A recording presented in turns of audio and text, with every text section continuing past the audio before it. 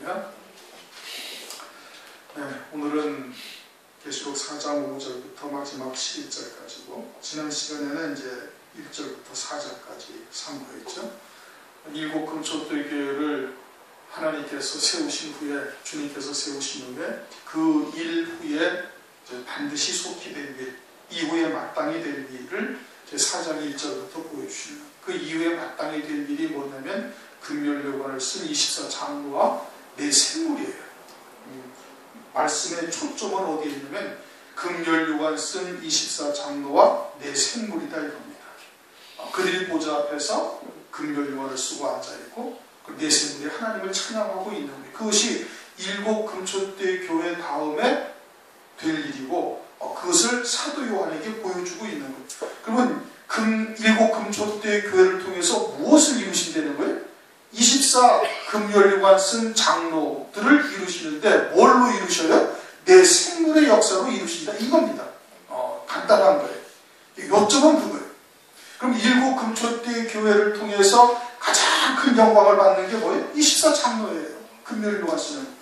주님의 성경의 모든 초점은 어디에 맞춰져 있어요? 금멸요관 쓴 24 장로에게 맞춰져 있는 것이고, 그 다음에 영광이 누구의? 순교자들의 영광이에요. 흰 옷 입은 큰 무리들의 영광이고, 그 다음에는 이제 은혜 시대에 이제 그들은 이제 열매 맺은 대로 되는 것이죠. 새 예루살렘 성에, 이들이 새 예루살렘 성에 아주 가장 이 영광을 누리는 24 장로들이고 금멸요관이다. 이 금멸요관을 쓴 24 장로들이 일곱 금초대 교회를 통해서 나오는 거예요. 일곱 금초대 교회에서는 뭐가 있어야 되는 거예요? 창세기 2장에 있는 정금이 있는 하윌라 땅을 두르는 비손 강물이 있어야 되는 거예요. 정금과 같은 믿음의 말씀이 있어야 되는 것이고, 그 다음에 욥기서 23장 10절에 그 말씀을 먹은 자들에게 정금과 같은 신앙이 되게 하시는 연단의 과정이 있어야 되는 거예요. 그래서 완전히 불순물이나 찌꺼기가 싹 빠져가지고 아주 정금만 딱 남는 거예요. 그럼 정금만 남는 그들에게 금멸요관을 쓰는 자의 자리로 하나님께서 인도하시는데, 그 모든 과정을 무엇을 통해서 하신다? 내 생물의 역사로 하시는 거예요. 내 생물의 역사. 그 내 생물의 역사는 일곱 영과 동일하게 역사하신다 이겁니다. 일곱 영과 성령으로 말미암아 그 내 생물의 역사로 하시는데, 그 성령의 일곱 영으로서 내 생물을 통해서 하시는 역사가 뭐예요? 금멸요관 쓴 24 장로들인 거예요. 그래서 일곱 금초대 교회 다음에 바로 24 장로, 금멸요관을 쓴 24 장로들을 보여주시는 것이고, 그리고 내 생물의 역사로 이루시는 것을 보시는 거예요. 그런 다음에 이제 인이 띄어지는 겁니다. 5장부터 첫째 인이 띄어지고 둘째 인이 띄어지면서 환란이 시작되어지는 거예요. 그럼 환란 전에 누구를 하나님께서 세우시는 거예요? 14만 4천의 종들을 세우시는 거예요. 환란 전에. 그래야 환란이 시작되어지면 그들이 나가서 하나님의 말씀을 증거하여 살리는 자를 살리는 것이고, 그들은 반드시 예언의 권세를 가진 자들이기 때문에 하나님의 말씀으로 채워져 있어야 되는 거예요. 순교의 신앙은 둘째. 오늘 오전 시간에 그러잖아요. 야고보는 순교의 신앙의 선자들을 지금 말씀하시는 것이고, 오른편, 왼편. 오른편은 뭐예요? 14만 4천의 종인 거예요. 왼편에 있는 자들에게 하나님께서 더 큰 은혜를 베풀어 주셔가지고 오른편으로 옮기시는 거예요. 오른편이 최종적으로는 14만 4천의 종들이고, 그들이 24 장로라 이겁니다. 24 장로에서 24명이라는 뜻은 아니라는 말씀이에요. 24명이라는 것이 지금 뒤에 가면은 12 사도들의 이름이 예루살렘 성의 기초에 있으니까 그러면 12명만 되는 것이냐? 그런 것이 아니다 이런 뜻이죠. 구약의 교회 12지파를 통해서 이루신 교회, 신약의 교회 12제자들을 통해서 이루신 신약의 교회를 통틀어서 그와 같은 24 장로의 신앙에 이르는 자들을 말씀하시는 것이고, 그들은 사도들을 통해서 그 신앙이 어떠한지 우리에게 계시해 주신 것이고, 그리고 일곱 금초대 교회를 통해서 이기는 그에게는 3장 21절 내가 내 보좌에 함께 앉게 하여 주기를 내가 이기고 아버지의 보좌에 함께 앉은 것과 같이 하리라 하시니, 일곱 금초대 교회를 통해서 이 보좌에 앉을 자들이 나올 것을 분명히 말씀하고 계시는 거예요. 4장의 요점이 그거예요. 그리고서 이제 거기에 맞춰서 이제 세세히 이제 어떤 일들을 하시는가 이거를 지금 말씀하시고 있는 겁니다. 그래서 24장로, 24보좌, 흰 옷을 입고 금면류관을 썼다라는 것을 지난 시간에 다 했죠. 5절, 보좌로부터 번개와 음성과 내성이 나고 보좌 앞에 7등불 켠 것이 있으니 이는 하나님의 7등이다. 번개가 어디서부터 나와요? 보좌로부터 나오는 거예요. 이게 번개가 치면은 해가 떠 있어도, 해가 어둠이 떠 있어도 번개가 치면은 햇빛보다 그 번개빛이 훨씬 더 밝습니다. 그렇죠? 이게 보좌로부터 나오는 이 빛, 영광의 빛이 세상에 있는 모든 빛보다 아주 뛰어난 빛인 거예요. 하나님의 영광이 그러하다 이겁니다. 그래가지고 세상의 모든 빛을 다 잠재울 수 있는, 뛰어넘을 수 있는 그와 같은 영광의 빛이 보좌로부터 나오는 거예요. 하나님으로부터. 하나님께서 택하신 자에게 그것을 열어 보여주시는 거예요. 오늘날은 하나님의 말씀을 통해서 7명의 역사로 그것을 보여주신다 이겁니다. 하나님께서 쫙 열어놓으시는 거예요. 이게 계시한다 이거예요. 덮였던 것을 열어 보여주신다 이거예요. 영광의 빛을 말하는 거예요. 음성이 난다라는 것은 말씀이 나는 거예요. 그러니까 하나님의 말씀을 통해 가지고 이 세상의 모든 소리를 다 잠재우는 거예요. 모든 소리, 즉 사람들의 이성, 논리, 철학 또는 윤리도덕 이런 것을 다 뛰어넘는 하나님의 소리, 하나님의 음성이 들리는 거예요. 그러니까 하나님의 말씀을 통해서 하늘나라의 영원한 영광을 갖다가 깨닫게 되어지면 모든 사상과 논리, 이치들을 다 내려놓게 되어지는 거예요. 세상의 모든 빛을 다 내려놓듯이 모든 이치나 논리나 사상 이런 것을 다 내려놓는 거예요. 모든 것들을. 고린도후서 10장 5절에 그 말이에요. 모든 생각을 사로잡아 그리스도 앞에 복종케 하니 모든 것을 다 내려놓을 수 있게 하신다 이겁니다. 그렇게 해서 그 말씀에만 붙들린 자가 되어 살아나게 하시는 거예요. 하나님의 말씀을 믿는 믿음으로 사는 것이죠. 내가 그리스도와 함께 십자가에 못 박혀 죽었나니, 못 박혔나니 이제 내가 산 것이 아니라 내 안에 계신 그리스도께서 사시는 삶이다 이겁니다. 그리스도께서 어떻게 사셨는데? 하나님의 말씀으로만 사신 거예요. 그렇게 사는 자로 바꿔가신다 이겁니다. 하나님께서 음성을 보좌로부터 들려주시는 거예요. 그 다음에는 뭐가 있어요? 뇌성이다. 뇌성은 욥기서 26장 14절에 큰 능력의 우레라, 하나님의 권능이에요. 모든 만물을 누가 지으셨어요? 하나님이 지으셨어요. 모든 만물을 지으시고 주권자가 되시기 때문에 하나님께서 당신의 그 마음의 원대로 역사하신다 이겁니다. 우리가 욥기서에 그런 장면이 있었죠. 욥기서 몇 장이에요? 13장인가? 14장이에요. 세상에서는 강한 자들의 장막이 형통하고 하나님을 진노케 하는 자들이 평안하다. 하나님께서 그들에게 구해 주셨다. 그리고 그것은 모든 세상에 있는 짐승들도 다 알고 새들도 다 알고 물고기도 다 안다는 거예요. 그렇게 강한 자에게 약한 자가 먹히고 강한 자가 약한 자들을 빼앗는 것을 다 알고 있는 거예요. 그래서 모든 피조물들도 함께 탄식하며 하나님의 아들들이 나타나기를 고대하고 있다. 로마서 8장에 그렇게 말씀을 하고 있지 않습니까? 그런데 하나님께서는 지혜와 모략이 하나님으로부터 나와가지고 그렇게 강한 자가 약한 자들을 빼앗고 강한 자가 약한 자들을 잡아먹는 그 가운데서도, 그러한 세상의 이런 일반적인 이치 가운데서도 하나님의 택하신 자들을 하나님께서 구원해내시는 거예요. 그것을 다 뒤집어서 하나님께서 그냥 지혜와 모략으로 그들을 갖다가 하나님의 뜻대로 그들을 세워가시는 하나님의 전능하신 역사가 있다. 그것을 욥기서에서 말씀하고 있잖아요. 그와 같이 하나님께서 그 마음의 원대로 역사하신다 이겁니다. 그래가지고서는 하나님께서 예비하신 자 그들에게 반드시 이와 같이 하나님의 뜻대로 이루시는 능력, 권능이 있으시다. 그게 아버지로부터 나오는 것임을 보여주시는. 그러면서 보좌 앞에 7 등불 켠 것이 있으니 그것은 7영이다. 성령을 7영이라고 말씀하시는 것을 이제 우리가 앞에서도 이미 상고했어요. 7영이 뭐냐? 성령이시다. 성령이신데 그 성령이 7단계로 충만케 하시는 역사요. 결국은 그것은 스데반 집사로 사도행전 6장 10장에 어떻게 충만케 하시는지를 보여주시고, 그 충만한 결과는 하늘나라의 영광을 위하여 육신의 목숨을 능히 버릴 수 있는 믿음의 자리까지 이렇게 하는 거예요. 그것이 7영의 역사예요. 그런데 그런 7영을 갖다가 뭐라고 그러지? 등불이다 이겁니다. 등불을 확 켜주시는 거예요. 그럼 이 등불이 하늘나라의 등불이 필요하나요? 하늘나라에는 등불이 필요가 없어요. 왜? 하나님 그분 자체가 빛이시니까, 그분이 영광이시니까. 요한계시록 21장 23절 그 성은 해나 달에 비침이 쓸데없으니 이는 하나님의 영광이 비치고 어린 양이 그 등이 되시니라.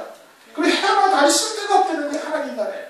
그러니까 하나님의 보좌 앞에 등불이 비친다라는 것은, 이것은 실제 장소 천국인 하나님의 나라, 하나님의 보좌를 의미하는 것이 아니라 사도 요한의 심령 속에 있는 하나님의 나라에 7 등불이 켜지게 하신다는 게, 누가? 성령께서 7명으로 쫙 등불을 켜서 다 보여주시는 거예요. 그러니까 하나님께서 하늘 위에서 그냥 번개와 음성과 대성으로 알려주시고, 말씀을 통해서 깨닫게 하시고 하나님의 권능으로 이루어 가시는 것을 보여주시면서 그것을 성령이 우리의 심령 속에서 다 보여주시는 거예요.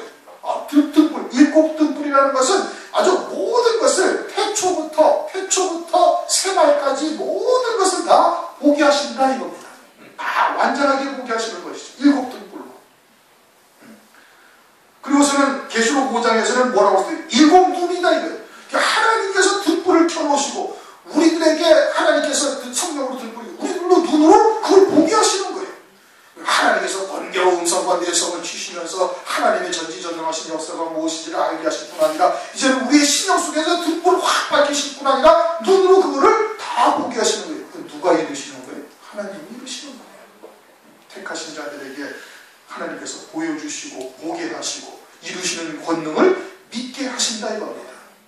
그래서 7 등불을 켠 것이 있다는 것은 사도 요한의 심령에 등불이 켜지는 거예요. 밝혀주시는 것이죠. 완전히 켜지게 한다. 7이라는 것은 그런 뜻이고, 이는 하나님의 7명이라는 것은 기존 7단계로 충만케 하시는 성령의 역사를 말할 뿐 아니라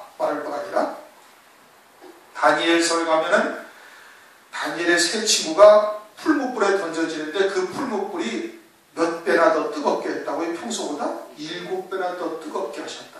7배나. 그러면 장차 다가올 환난의 때 당하게 되어질 고난이나 핍박이나 고통이 어떻다는 거예요? 7배로 더 크다는 거예요.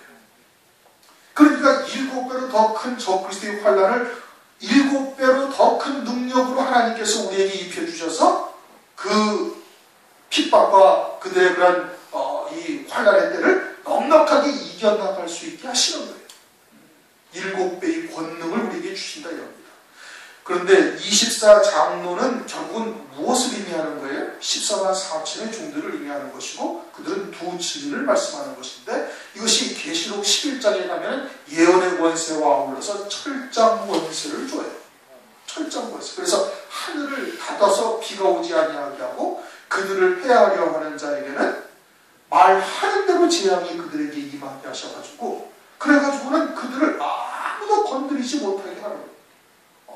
그와 같은 7배의 능력으로 하나님께서 은혜를 입혀주신다 이겁니다. 7명이라. 그 다음 6절. 보좌 앞에 수정과 같은 유리바다가 있고, 보좌 앞에 뭐가 있어요? 수정과 같은 유리바다가 있어요. 유리바다. 그러니까 수정과 같은 게 아주 투명하고 아무것도 그 안에 그냥 흠과 티가 없는 것을 말하는 거예요. 수정 같으니까 흠과 티가 없죠? 그러니까 그 앞에 유리바다가 쫙 보좌 앞에 깔려있는데 그것을 보면은 그냥 여기 시작서부터 저 끝까지 그냥 쫙 보이는 거예요. 하나님의 모양이 처음에 뭐라고 그랬어요? 3절 벽옥 같다 이겁니다. 벽옥 같은 하나님이라는 것은 어떻다는 거예요? 점과 흠이 없으시다 이겁니다. 그냥 처음과 끝, 앞과 뒤가 하나도 다르신 게 없는 게 아주 투명해가지고 모든 것이 아주 깨끗하고 청명하다. 그와 같이 그 앞에 서는 자들도 어떻게 해야 아주 수정 같은 유리바다와 같은 심령이 되어져 있어야 되는 걸 말하는 거예요. 이 유리바다라니까 하나님 나라에 무슨 태평양 바다가 있고 대서양 바다가 있고 이런 바다를 의미하는 게 아니에요. 그런 바다가 있는데 그런 바다가 수정같이 투명한 물로 되어 있다. 이것을 말하는 것은 아니에요. 왜 그러냐? 역대하 4장을 보면은 솔로몬 성전이 나옵니다. 성전은 하나님이에요. 하나님 나라를 그림자로 우리에게 보여주시는 거예요. 역대하 4장에 보면 솔로몬이 성전을 짓는데 성전에 들어가는 입구에 성전문을 들어가면 뭐가 나면 물두멍이 있고 바다가 있어요. 물두멍이라는 것은 제사 드릴 재물을 씻는 곳이 물두멍이고, 바다는 큰 물바다가 있는데 거기에 물을 채워서 그것은 누가 씻냐면 제사장들이 씻는 곳이에요. 제사장들이 제사를 드리기 전에 몸을 머리에서 발끝까지 다 씻고 제사를 드리는데 그 제사의 제물도 물두멍에서 씻어요. 그 물을 떠가지고. 그러니까 바다라는 것은 뭘 말하는 거예요? 그와 같이 깨끗한 물인데 제사장들이 깨끗하게 씻고 하나님 앞에 제사를 드릴 때 씻는 곳이 바다예요. 그와 같이 24장로의 자리에 설 자들은 제사장과 같은 존재들이고, 그들은 어떻게 해야 된다? 그렇게 깨끗하게 씻어야 된다는 거예요. 뭘로 씻어요? 물로 씻어 말씀으로 깨끗게 하사. 에베소서 5장 26절에 말씀하고 있죠. 그것은 우리의 속사람이, 겉은 우리가 예수 그리스도를 믿으니까 정결하죠. 깨끗하죠. 예수 그리스도를 믿는 자들이니까. 예수 그리스도 믿음으로 말미암아서 머리에서 발끝까지 눈과 같이 휘어진 거예요. 아무런 죄도 짓지 아니한 자처럼 하나님께서 보시는 거예요. 이 겉은 깨끗해졌지. 그럼 속은 어떻게 깨끗해? 말씀으로 깨끗게 한다. 하나님의 말씀을 믿는 믿음으로만 사는 자가 되어져야 깨끗한 거예요. 왜? 하나님만이 순결하시니까. 하나님만이 깨끗하시니까. 그러니까 하나님의 말씀을 믿는 믿음으로만 사는 자만 그 자리에 설 수가 있는 거예요. 수정 같은 유리바다에 그 앞에 있다라는, 그 하나님 보좌 앞에 있다라는 것은 그 앞에 설 자들은 수정 같은 유리의 바다와 같이 깨끗한 점과 흠이 없는 자여야 한다 이겁니다.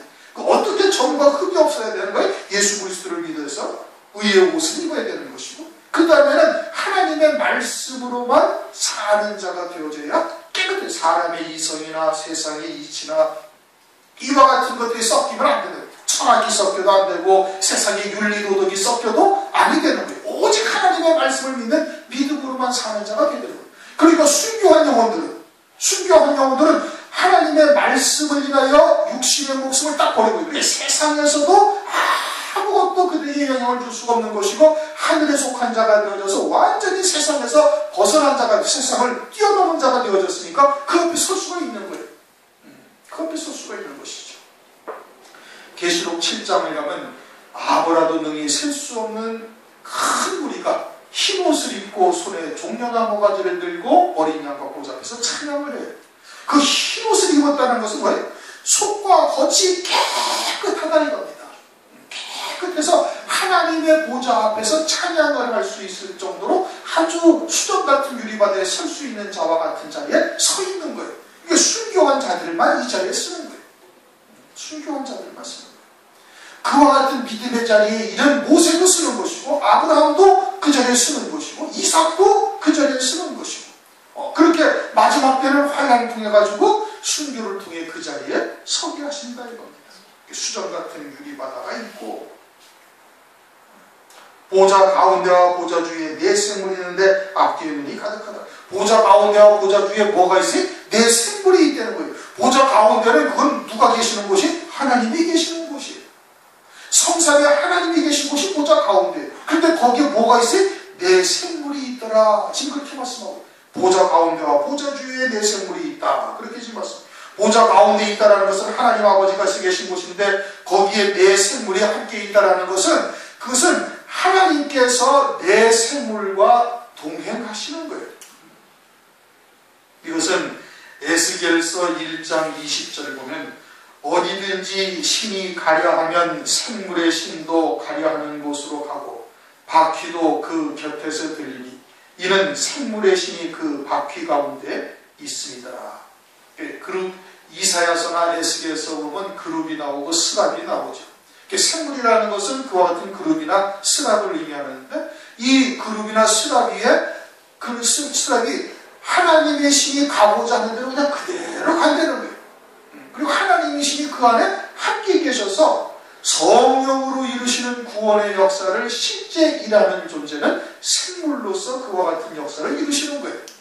그러니까 보좌 가운데 계시다라는 것은 성삼위 하나님이 성삼위가 함께 계시지만은 그러나 성령 하나님께서 하나님의 신인 성령 하나님께서 이 내 생물과 함께 계시는 것을 의미하고 있는 겁니다. 그리고 또한 거기에 보좌 주위에 내 생물이 있다는 것은 보좌 주위에라는 것은 온 세상을 의미하고 있는 것이죠. 온 세상에 하나님의 신이 함께하고 있다 이겁니다. 모든 만물의 주권이 누구에게 있어요? 하나님께 있는 거예요. 그래서 에레미야서 23장 24절 나 여호와가 말하노라 나는 천지에 충만하지 아니하냐. 모든 만물에 하나님의 신이 함께 하셔서 하나님의 뜻대로 모든 만물을 주관하고 섭리하시고 이끌어 가시는 거예요. 하나님의 구원의 뜻을 위하여서 다 주장하시고 이끌어 가신다 이겁니다. 그리고 모든 피조물을 통해서 성령께서 일하시는데 거기에 이 생물이 함께하고 있음을 말씀을 하고 있는 거예요. 그래서 보좌 가운데와 보좌 주위에 네 생물이 있는데 앞뒤에 눈이 가득하더라. 그냥 눈이 앞뒤에 가득하다. 앞뒤에 가득하다. 앞에 가득하다는 것은 앞을 보는 것이죠. 앞을 보는 거예요. 뒤에 가득하다는 것은 뒤를 보는 거예요. 앞을 본다는 것은 장차 하나님 나라에서 우리를 위해서 예비해 놓으신 영광이 무엇이며 그와 같은 것을 다 깨우쳐 주는 것을 말하는 것이에요. 그리고는 그 영광을 위하여 우리가 걸어가는 길이 때로는 가시밭 길이요 좁은 길 고난의 길이라 할지라도 그 영광을 위하여 눈이 걸어갈 수 있게 하신다 이겁니다. 그렇게 7영의 역사로 말미암아 순교까지 할 수 있게 하시는 것이죠. 앞에 눈이 가득하다는 것은 하나님께서 창세전부터 예비하셔서 영원히 누리게 되어질 영광이 무엇이고 그와 같은 영광을 얻기 위하여 걸어가야 할 길이 어떠한 길인지를 깨닫게 하시는 것을 말하는. 그럼 뒤에 눈이 가득하다는 것은 이제까지 걸어온 것이 그것이 내 힘이나 내 의지나 내 노력으로 오는 것이 아니라 모든 것이 다 하나님의 은혜였음을 깨닫게 된다 이겁니다. 그것을 깨닫게 하십니다. 나의 나 된 것은 하나님의 은혜로 된 것이다. 사도 바울이 그렇게 고백하고 있지 않습니까? 그와 같이 모든 것이 다 주님의 은혜로 이루어지고 있음을 생물의 역사를 통해서 깨닫는 거예요. 그것이 아니라 자기가 무엇인가 했고 자기가 무엇인가 이루었다라고 생각하는 것은 그것은 성령의 역사로서 하는 것이 아닌 거예요. 그럼 성령의 역사가 아니면 뭐예요? 그건 마귀의 자식이 되는 것이죠. 그러면서 7절 그 첫째 생물은 사자 같고 둘째 생물은 송아지 같고 셋째 생물은 얼굴이 사람 같고 넷째 생물은 날아가는 독수리 같은데 생물이라 하는 뜻은 살아있는 생물, 생명체라는 것이죠. 살아있는 생명체. 영원한 생명에 이르게 하는 그와 같은 존재인 거예요. 그런데 첫 번째 생물은 뭐와 같다? 사자와 같다 이겁니다. 사자와 같다. 사자라는 것은 짐승들을 뭐 거의 다 잡아먹죠. 거의 다 잡아먹는 거예요. 그런데 우리가 육체를 입고 있는지라 이 땅에 살아가는 동안 육신의 소욕들이 늘 하나님의 일, 하나님의 주님이 걸어가신 그 길을 걸어가는 것을 방해하는 거예요. 성령의 소욕과 육신의 소욕이 있어서 육신의 소욕은 늘 성령을 거스리고 있다 이겁니다. 그런데 그와 같은 하나님의 뜻을 거스리는 존재, 즉 짐승과 같은 존재죠. 사람이 존귀하지만 존귀에 처나 깨닫지 못하는 자는 멸망하는 짐승과 같다. 즉 하나님 나라의 영원한 영광을 깨닫고 믿음으로 열매 맺지 못하며 살고 있는 자는 짐승과 같은 거예요. 그와 같은 짐승과 같은 소욕들을 삼키는 잡아먹는 역사를 성령으로 하시는데 그것이 첫째 생물로 이루시는 살리는 역사다 이겁니다. 그렇게 육신으로 타고 들어오는 죄악된 생각들 또는 계명을 타고 들어오는 그와 같은 것들을 하나님의 말씀으로 그것을 이기게 하는 역사를 하는 거예요. 육신의 소욕들을 이기게 하는 것이 사자와 같고 둘째 생물은 송아지 같고 둘째 생물이 송아지 같다라는 것은 그것은 잠언서 14장 4절을 보면 소가 없으면 구유는 깨끗하려니와 소의 힘으로 얻는 것이 많은 소는 힘을 상징하는 것이죠. 힘은 힘인데 하나님께서 내게 주신 힘으로 주의 일을 감당하게 하시는 역사를 하는 것을 말하고 있는 거예요. 하나님의 의, 성령의 열매로 맺게 하는 역사인 것이죠. 그런데 송아지 같다라는 것은 아직은 여리고 자라나가야 할 그와 같은 과정들이 있음을 말씀하는 것이죠. 이게 첫째 생물이 짐승의 소욕들을, 육신의 소욕들을 갖다가 잠재우게 되어지면 하나님의 말씀으로 믿는 믿음으로써 열매 맺어 자라가게 하는 역사를 하는 거예요. 송아지가 되어져 있으니까 열매 맺어 자라가게 하는데, 골로새서 1장 6절처럼 참으로 은혜를 깨달은 날로부터 열매를 맺어 자라간다. 우리가 그렇게 자라가게 하는 역사죠. 셋째 생물은 얼굴이 사람 같고, 셋째 생물은 얼굴이 사람 같다. 그러니까 사람의 얼굴과 같이 생겼다는 얘기죠. 주님이 부활의 영광을 보여줬을 때 그 얼굴이 어떠하다? 빛이 빛난다. 그러니까 주님이 부활의 영광을 어디에다가 나타내고 계세요? 얼굴로서 나타내고 계시는 거예요. 탁구 선수가 손으로 탁구를 쳤는데 신문에는 뭐가 나와요? 얼굴이 나오는 거예요. 마라톤 선수가 발로 뛰어가지고 승리를 했는데 이겼는데 신문에는 뭐가 나와요? 얼굴이 나오는 거예요. 얼굴은 영광을 상징하는 거예요. 하늘에 예비하신 영광을 보면서 세상에 주는 영광, 세상에 주는 기쁨을 다 물리치게 하는 역사를 이 셋째 생물의 역사로 하나님께서 이루시는 것을 말씀을 하고 있는 겁니다. 세상의 영광을 물리치게 하고 세상의 영광을 잡아먹는 역사를 하는 것이죠. 또 넷째 생물은 날아가는 독수리 같다. 날아가는 독수리다. 이것은 이사야서 40장 31절을 보면은 오직 여호와를 앙망하는 자는 새 힘을 얻으리니 독수리의 날개치며 올라간 같을 것이요.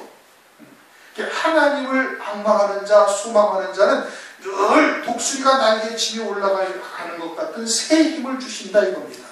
고난 중에 또는 환난 중에 그와 같은 핍박 가운데 그러한 것을 통해서 더 큰 영광에 더 큰 은혜를 입게 하시려는 하나님의 사랑인 것을 깨닫고 오히려 그때 어떻게 신앙이 더 자라나가게 하는 역사를 하나님께서 하신다, 이것을 말씀하고 있는 것이죠.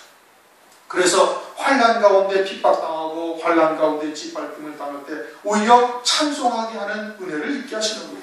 사도행전 16장에 사도 바울이 빌립보 감옥에 잡혀있죠. 그래가지고 잡혀가지고 지하 감옥에서 차고에 채워가지고 들어가 있는데 그 중에서 어떻게 하나님께 찬미를 하더라 이겁니다. 그것이 무슨 역사에 이와 같이 생물로서 살리시는 역사, 열매 맺게 하시는 역사를 말씀하고 있습니다. 그렇게 보좌와 보좌 주위에 네 생물이 있어서 하나님의 백성들, 특히 24장로들과 같이 힘옷 입은 자들을 살리시는 역사를 이 네 생물로 이루시는 거예요. 이와 같은 과정들을 통해서 이루어가신다 이겁니다. 8절 네 생물이 각각 6날개가 있고, 네 생물이 6날개가 있다는, 네 생물이 6날개가 있는데 이 이사야서 6장 2절을 보면 스랍들은 모셔 섰는데 각기 6날개가 있어 그 둘로는 그 얼굴을 가렸고 그 둘로는 발을 가렸고 그 둘로는 날며 서로 참호하여 가로되. 그룹과 수랍들이 있는데 이들도 다 6날개가 있어서 두 날개로는 얼굴을 가리고 두 날개로는 발을 가리고 두 날개로 날아가면서 하나님을 청하며 거룩하다 거룩하다 거룩하다 외치고 다니고 있는 거예요.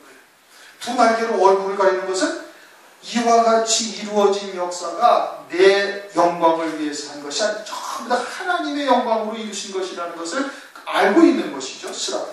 발을 가리는 것은 우리가 걸어온 그와 같은 발자취가 내 힘이나 내 의지로 온 것이 아니라 다 하나님께서 은혜로 베풀어 주셔서 그와 같은 과정들을 오게 하신 것임을 깨닫고 있는 것이, 그것이 성령으로 말미암아 또 내 생물로 말미암아 우리에게 깨우쳐 주신 역사라는 거예요. 하나님께서 이루신 역사다 이겁니다. 그것을 깨닫게 하시는 것이죠. 그래서 내 생물이 각각 6날개가 있고 그 안과 주위에 눈이 가득하다. 그 안에도 눈이 있고 날개 안에도 있고 날개 밖에도 눈이 가득하더라 이겁니다. 날개 안에는 뭐가 있는데 우리의 내면의 세계를 바라보는 눈이 있는 거예요. 우리 내면의 세계를 바라보니 우리의 심령 속에 뭐가 있어요? 아들의 영이 있고 육체 속에 아들의 영이 있고 아들의 영 속에 하나님의 생명이 있고, 그래서 하나님의 아들의 영을 부어주셔서 영원한 영광을 위하여 그와 같이 육체를 입혀 이 땅에 보내셨다는 것을 깨닫고 있는 거예요. 그것을 보게 하시는 역사. 그것이 안에도 날개가 눈이 있고 밖에도 눈이 있다. 주위에도 눈이 있다. 온 세상 만물 가운데서도 그것을 다 성령을 통해서 하나님의 뜻을 이루어 가시는 역사를 하시고 있음을 보게 하시는 것이죠. 여호와의 온 천지의 여호와의 그런 영이 충만한 것과 마찬가지로 모든 만물의 그와 같은 또 모든 악한 영들 사이에서도 악한 영들을 통해서도 하나님의 자녀들의 구원을 이루어 가시는 그와 같은 역사를 이루고 있음을 우리에게 알려주고 깨닫게 하시는 겁니다. 그러면서 그들이 밤낮 쉬지 않고 이르기를, 하늘나라에 밤이 있어요 없어요? 없다 이겁니다. 하늘나라에는 밤이 없어요. 거기는 해나 달도 필요 없이 하나님의 영광의 빛이 비치기 때문에. 그런데 밤에도 부르짖는다라는 것은 우리의 심령 속에 어둠이 찾아왔을 때도 그것이 나로 하여금 전문가 같은 신앙으로 또 더 큰 영광으로 우리를 이끌어 가시는 역사라는 깨닫고 밤에도 찬송하게 한다 이겁니다. 고난 중에 찬송한다는 것은 사람의 이성이나 사람의 생각으로는 할 수 없는 일인 것이, 그것은 성령께서 내 생물로 말미암아 우리에게 이것이 장차 더 큰 영광의 자리로 24장로와 같은 금요일과 쓰는 자리로 우리를 이끌어 가시는 하나님의 역사라는 것을 깨닫게 하셔서 그와 같은 밤에도 찬양하게 하고 낮에는 당연히 찬양하게 되어지는 것이죠. 그래서 밤낮 쉬지 않고 이르기를 거룩하다 거룩하다 거룩하다. 왜 세 번을 해요? 성부, 성자, 성령 하나님이 다 거룩하십니다. 주 하나님 곧 전능하신 이여 전에도 계셨고 이제도 계시고 장차 오실지라. 이것도 이미 앞번했어요. 전에도 계시다라는 것은 영의 세계를 말하는 거예요. 이 물질 세계를 말씀하시는 거 말하는 거죠. 이전에 영의 세계에서도 성부 하나님이 계셔서 창세 전에 하늘에 속한 모든 신령한 복으로 우리에게 복 주시려고 그리스도 안에서 구속하실 뜻을 세우시고 아들로서 하나님께서 예정을 이미 하신 거예요. 누가 하신 거예요? 성부 하나님께서. 그리고는 성자 하나님이 오셔가지고 그 모든 구원을 이루시고, 그리고서는 성령 하나님께서 예수께서 이루신 구원을 우리에게 깨닫게 하셔가지고 우리를 그와 같은 좁은 길이고 협착한 길이지만 그 생명의 길로 걸어가게 하신다 이겁니다. 이제도 계시다라는 것은 그와 같이 우리가 육체를 입고 이 땅에 와서 있는 동안 이 현실 세계에서 우리에게 그와 같은 예수 그리스도로 말미암아 이루신 구원을 이루어 가시는 역사를 말하고 있는 거예요. 지금도 우리에게 그와 같은 구원을 이루어가고 계시는 거예요. 장차 오실 자라, 그것은 장차 첫째과의 영광을 입게 되어질 때 하나님 아버지의 영광으로 우리에게 입혀주실 그와 같은 주님이신 것을 말씀을 하고 있는 거예요. 전에도 계셨고 이제도 계시고 장차 오실 자라, 그 생물들이 영광과 존귀와 감사를 보좌에 앉으사 세세토록 사시는 이에게 돌릴 때, 그 생물들이 그와 같이 하나님께서 그렇게 구원을 이루어 가시는 역사를 자기들이 다 했으니까 알고 있죠. 그래서 그 모든 영광이 누구에게 있다? 하나님께 있다. 그래서 존귀와 영광과 감사를 보좌에 앉으사 세세토록 사시는 이 하나님이 어떠하다고요? 세세토록 사신다. 영원한 생명이다. 그러니까 이 땅에서 영원한 생명으로 사는 자들의 아버지가 되시는 것이고, 그들의 하나님이 되시고, 그러한 생명으로 사는 자들의 하나님이 되심을 부끄러워 아니하신다. 히브리서 11장 16절인가 그렇게 말씀하고 있어요. 나는 저들의 하나님이 되고 저들은 내 백성이 될 것이고, 나는 그들이 더 나은 분양을 사모하는 자들이 되어졌으니 그들의 하나님이 되고 나는 저들의 참 부끄러워하지 아니한다 이겁니다. 그래서 아브라함의 하나님, 이삭의 하나님, 야곱의 하나님이다. 하나님께서 스스로 당신께서 그렇게 말씀을 하시는 거예요. 그리고 오늘날 내 하나님이 되시기 위해서 어떻게 해야 돼요? 우리도 영원한 생명으로 사는 자가 돼야 돼요. 이 땅에서 비록 육신을 입고 살고 있지만 육신의 목숨으로 사는 존재가 아니라 영원한 생명으로 사는 자가 되어져야 하나님께서 그들을 보시고 그들은 내 백성이다. 나는 그들의 하나님이다.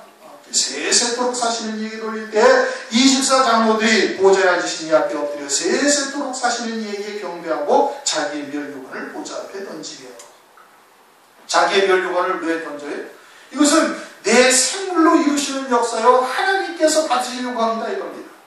자신들이 믿은 것도 아니고 자신들이 행한 것도 아니고 오직 하나님의 은혜로 된 것이니 하나님 앞에 그 영광의 멸류관을 하나님의 보좌 앞에 던진다 이겁니다. 이것은 우리가 받아야 할 것이 아니라 아버지께서 받으셔야 할 영광이요 아버지께서 찬양받으셔야 할 일이라고 보고서 아버지 앞에 멸류관을 던지며. 드린다보다 더한 표현이죠. 도저히 우리는 이런 것을 누릴 존재가 못 됩니다고 하나님 앞에 그냥 그냥 던져드리는 것이. 그러면서 11절 우리 주 하나님이여 영광과 존귀와 능력을 받으시는 것이 합당하오니, 그건 당연한 얘기죠. 아버지의 영광이요 아버지의 존귀요 아버지의 능력으로 이루신 것이거든요. 그러니 아버지께서 이 모든 영광과 존귀와 능력을 받으시는 것이 합당하오니 주께서 만물을 지으신지라 만물이 주의 뜻대로 있었고 또 지으심을 받았나이다 하더라. 천지와 만물을 주님이 지으셨고 주님의 뜻대로 있다라는 것을 우리가 알기는 아는데 이것을 믿는 게 절대 쉽지 않은 거예요. 인식은 해요. 알고는 있어요. 그런데 모든 만물을 주님이 지으셨고 그것은 인정하는데 주의 뜻대로 있었다. 주님께서 모든 만물을 주관하고 섭리하신다라는 것은 이게 받아들이기가 그렇게 쉽지 않은 겁니다. 어떤 때 우리가 고통스럽고 육체가 원치 아니하는 것으로 우리가 환경이 조성되고 하면은 이걸 받아들이기가 쉽지가 않냐는 거예요. 근데 마가복음 8장인가를 보면은 베세다 소경이 나오죠, 그렇죠? 마가복음 8장 24절에 보면은 베세다 소경이 나오는데 눈을 뜨니까 딱 뭐가 보이는 거니? 나무 같은 것들이 걸어가는 것이 보인다 이렇게 말해요. 사람이 걸어가는데 나무 같은 것들이 걸어간다 이거예요. 그러니까 하나님께서 보시기에는 하나님의 시각으로 보면 어떻게 그냥 나무 같은 것들이 걸어가는 거예요. 생각과 마음을 누가 주장하지? 하나님 아버지께서 주장하시는 거예요. 마귀의 종들에게 하수인들에게 무엇을 통해서 역사해? 생각을 통해서 가룟 유다에게 예수를 팔 생각을 넣어주었더라. 그러니까 그 생각이 이게 하나님으로부터 성령으로 말미암아 우리에게 주시는 생각인지 마귀의 생각인지 영안이 열리고 하나님의 말씀을 통해서 분별할 수가 충분히 있는 거예요.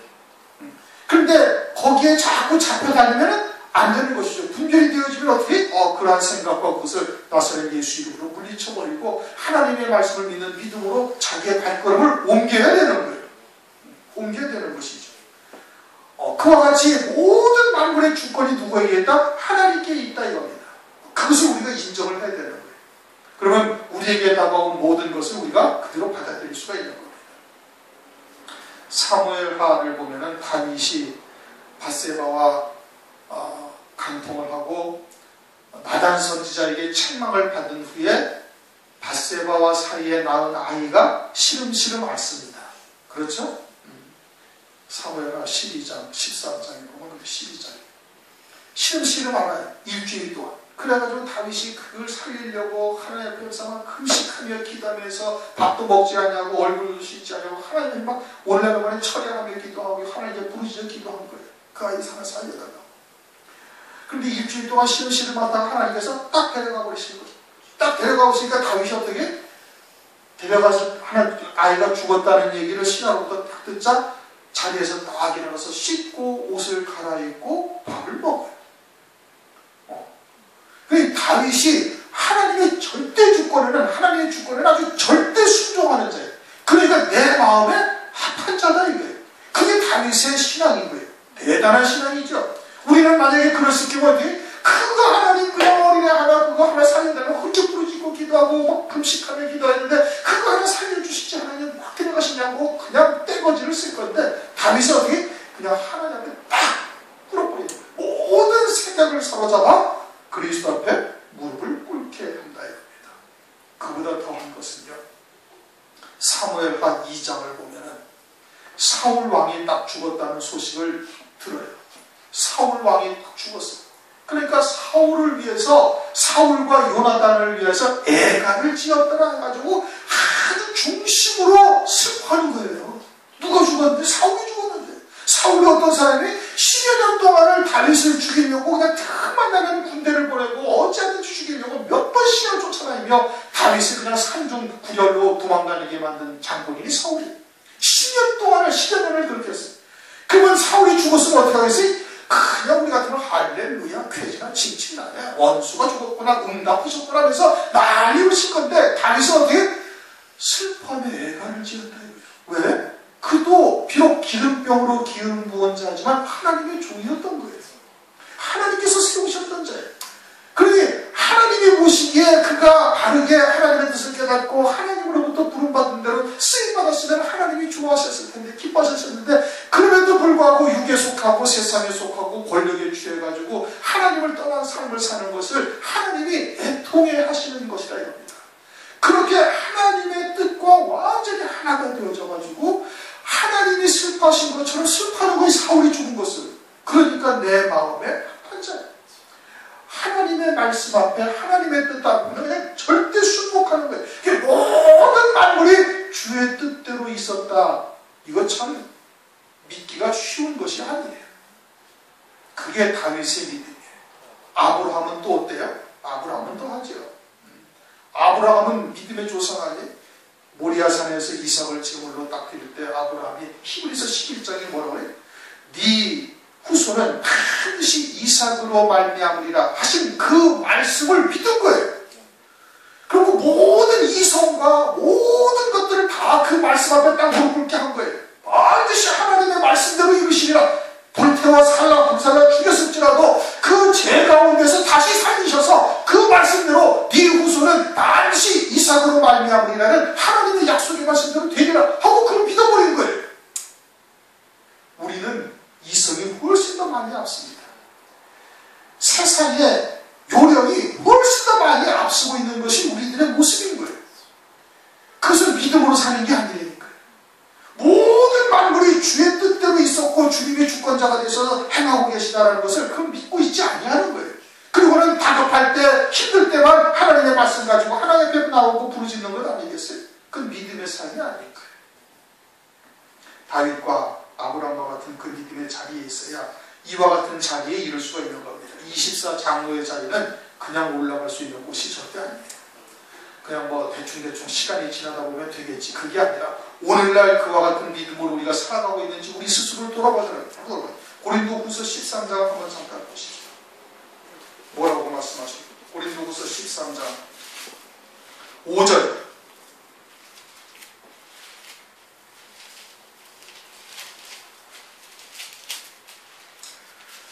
다 같이 읽습니다. 고린도후서 13장 5절 시작. 너희가 믿음에 있는가? 너희 자신을 시험하고 너희 자신을 확증하라.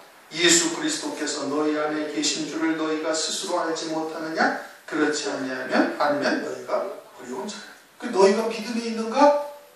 너희 자신을 시험하고 너희 자신을 확증하라는 거예요. 아브라함과 같은 믿음으로 우리가 살아야 되는 겁니다.